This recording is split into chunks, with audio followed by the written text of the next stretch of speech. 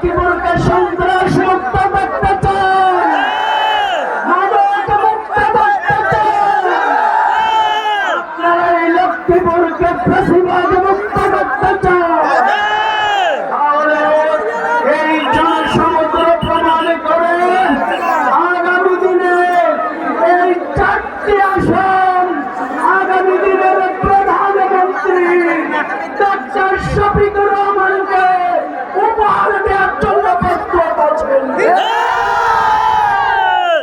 আমাদের সামনে বক্তব্য রাখবেন আজকের এই জনসমুদ্র নির্বাচনী জনসভার সম্মানিত প্রধান অতিথি, মানবিক বাংলাদেশের অন্যতম নেতৃত্ব, বাংলাদেশের মানুষের আস্থার আকাঙ্ক্ষার প্রতীক, বিশ্ব ইসলামী আন্দোলনের অন্যতম নেতা, জুলাই আন্দোলনের অন্যতম প্রাণপুরুষ, আমির জামাত ডক্টর শফিকুর রহমান।